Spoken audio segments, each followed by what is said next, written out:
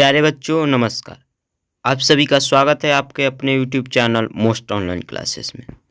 मैं आज के इस सेशन में आप सभी का बहुत बहुत स्वागत करता हूं। प्यारे बच्चों, मैं आज के इस सेशन में आप सभी को बतलाऊंगा क्लास 10th के हिंदी का ऑब्जेक्टिव क्वेश्चन, जो कि आपके बोर्ड एग्जाम से रामबाण साबित होने वाला है। प्यारे बच्चों, तो देर किस बात की, हमारे सेशन को आप शुरू से लेकर अंत तक देखना ना भूलें। यदि हमारे चैनल पर नए हैं तो हमारे चैनल को सब्सक्राइब कर बेल आइकन प्रेस करना ना भूलें। प्यारे बच्चों, चलिए मैं आज के इस सेशन को धड़ाधड़ तरीके से आप सभी को बतलाऊंगा, जो कि आपके बोर्ड एग्जाम से रामबाण साबित होने वाला है, काफ़ी महत्वपूर्ण रहेगा।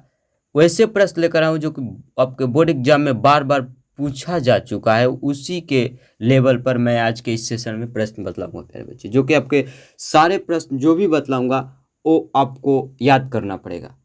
यदि आपको याद है तभी आप देखिए, आपका रिवीजन हो जाएगा। नहीं याद है प्यारे बच्चों तो शुरू से लेकर अंत तक देख कर एक एक प्रश्न को ध्यानपूर्वक पढ़ के याद कर लीजिए। चलिए प्यारे बच्चों, देखिए क्या कह रहा है। पहला प्रश्न, समय को देखते हुए सेशन को स्टार्ट कर रहा हूँ। देखिए यह क्लास 10 जो है, कक्षा 10वीं हिंदी का जो इस वर्ष एग्जाम देंगे वो विद्यार्थी के लिए आज का सेशन रामबाण होने वाला है। तो देखिए मोस्ट ऑनलाइन क्लासेस जो यूट्यूब चैनल है इसे सब्सक्राइब कर ले, इसी तरह के पल पल के सेशन का नोटिफिकेशन पाने के लिए। चलिए देखते हैं समय को देखते हुए आज के पहले प्रश्न को। क्या कर रहा है प्यारे बच्चों, पहला प्रश्न देखिए। दिनकर, दिनकर की प्रमुख काव्याकृति है। बहुत ही प्रश्न जो क्वेश्चन है बहुत इंपॉर्टेंट है। दिनकर की प्रमुख काव्याकृति क्या है?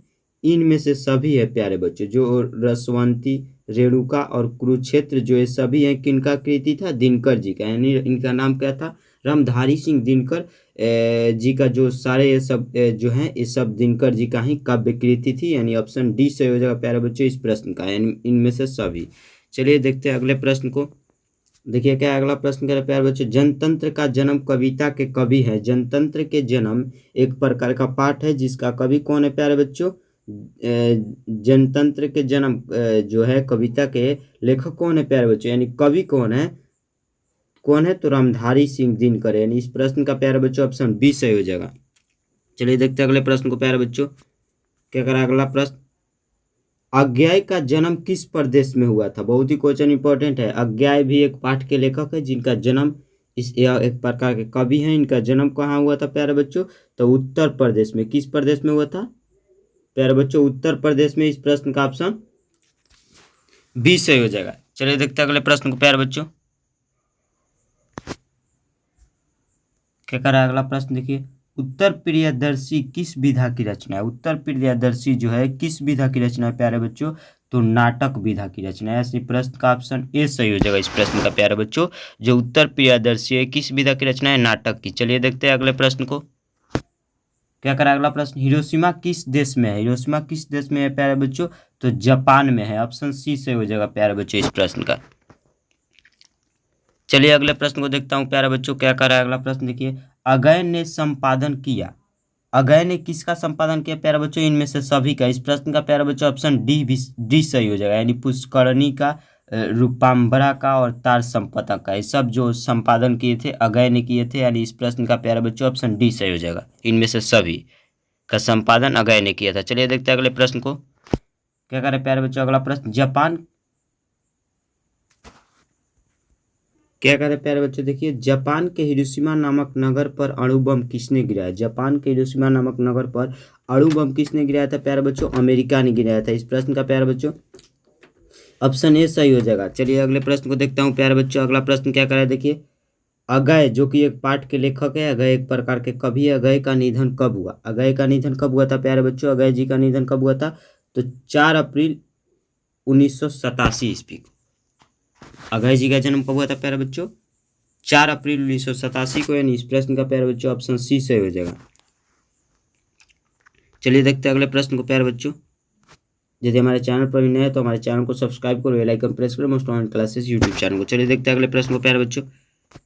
अगय, अगय अगला प्रश्न क्या करा है। अगय का पूरा नाम क्या है? अगय का पूरा नाम क्या है प्यारे बच्चों? आप जल्दी बताइए। अगय जी का पूरा नाम क्या हुआ?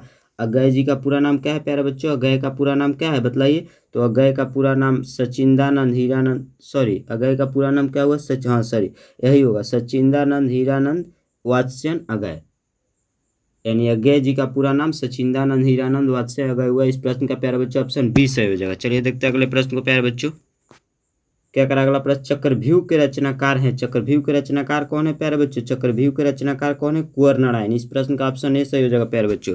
चलिए देखते हैं अगले प्रश्न को।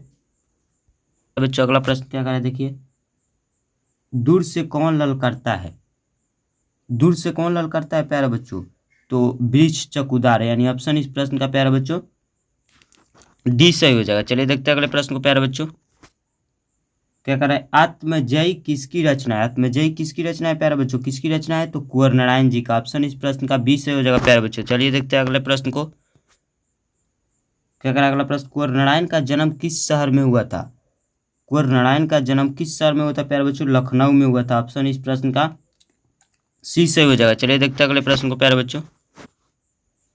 देखिए क्या करा अगला प्रश्न प्यारे बच्चों, कुंवर नारायण का जन्म कब हुआ? बहुत ही क्वेश्चन इंपॉर्टेंट है प्यारे बच्चों। कुंवर नारायण का जन्म 19 सितंबर 1987 ईस्वी को हुआ था। 19 सितंबर 1987 ईस्वी को कुंवर नारायण जी का जन्म हुआ था। इस प्रश्न का प्यारे बच्चों ऑप्शन बी सही हो जाएगा। कुंवर नारायण द्वारा रचित बहुत ही कविता काव्य कृति है। इनका जन्म बहुत इंपॉर्टेंट क्वेश्चन है, आप याद कर लीजिएगा। ऑप्शन इस प्रश्न का बी सही हो जाएगा। चलिए प्यारे बच्चों अगले प्रश्न को देखता हूँ। क्या करें, कुंवर को किस पुरस्कार से सम्मानित किया गया? कुंवर को किस पुरस्कार से सम्मानित किया गया? तो प्रेमचंद्र पुरस्कार और साहित्य अकादमी पुरस्कार, दोनों से। यानी इस प्रश्न का प्यारे बच्चों ऑप्शन सी सही हो जाएगा। ए और बी दोनों से, यानी प्रेमचंद्र पुरस्कार से भी और साहित्य अकादमी पुरस्कार से भी कुंवर नारायण जी को सम्मानित किया गया था। यानी इस प्रश्न का प्यारे बच्चों ऑप्शन सी सही हो जाएगा कि ए और बी दोनों सही हो सकता है। चलिए देखते हैं अगले प्रश्न को। यहीं तक प्रश्न मेरा आज के इस सेशन का लास्ट था प्यारे बच्चों। पूरा आशा के साथ हमें कहना पड़ेगा कि आपको आज का सेशन बहुत ही पसंद आया होगा। यदि पसंद आया तो दोस्तों के पास शेयर करें।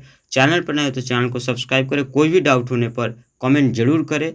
और प्यारे बच्चों चलिए मिलते हैं इसी तरह के किसी नए सेशन में। तब तक के लिए जय हिंद जय भारत। धन्यवाद प्यारे बच्चों।